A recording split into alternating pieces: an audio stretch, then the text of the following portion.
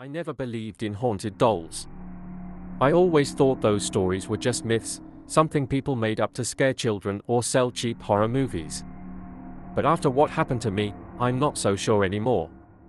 It all started when I moved into my grandmother's old house. She passed away last year, and since no one else in the family wanted the place, I decided to take it. It was a quaint little house, tucked away in a small town, full of memories from my childhood visits. It was also full of her belongings, which I spent the first few weeks sorting through. One afternoon, while I was clearing out the attic, I came across an old wooden trunk. It was buried under a pile of dusty blankets, hidden away as if it hadn't been touched in years. Curious, I pried it open. Inside, among the old clothes and photographs, was a doll. It wasn't anything fancy, just a simple porcelain doll with a faded pink dress and glassy blue eyes. It looked old, but it was in surprisingly good condition. I picked it up, examining the delicate features and the fine cracks running through the porcelain. There was something about the doll that felt off. I couldn't put my finger on it, but it made me uneasy.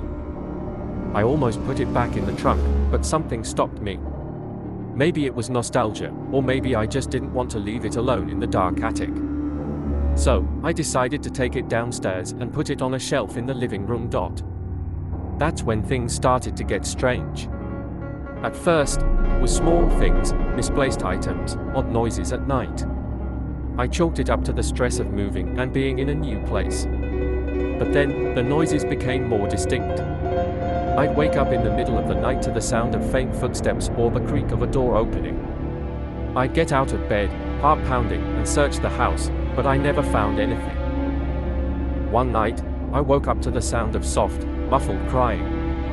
It was so faint that I almost convinced myself it was just the wind. But then I heard it again. I sat up in bed, straining to listen. The sound was coming from the living room. I told myself it was just my imagination. Maybe I had accidentally bumped the shelf earlier, causing the doll to shift. But the uneasy feeling in my gut told me otherwise. The next day, I tried to brush it off. I went about my routine, but I couldn't shake the feeling that something was watching me. The doll's presence became more and more unsettling. I started avoiding the living room altogether, only going in there when I had to. I picked it up, hands trembling, and put it back on the shelf. I told myself it was just gravity or some other logical explanation, but deep down, I didn't believe it. That night, I barely slept. Every little noise made me jump, and I kept glancing at the bedroom door, half expecting it to creak open. The next morning, I decided I'd had enough. I was going to get rid of the doll. I wrapped it in an old blanket, trying not to look at its lifeless eyes, and shoved it into a box. I took the box out to the garage and left it there, buried under a pile of other junk. For a few days, things seemed to go back to normal. The house felt lighter, and I started to relax. But then, one evening, as I was sitting in the kitchen, I heard a familiar sound, a faint, muffled cry. The doll was there, just as I had left it, but this time, it was different. Its eyes, those glassy blue eyes, were wide open, staring directly at me. And then, I heard it again, clearer this time, a soft, childlike voice, whispering, "Don't leave me." I dropped the box and ran out of the garage, slamming the door behind me. I didn't go back in there for days. I couldn't. The doll's presence haunted me, even when I wasn't in the house.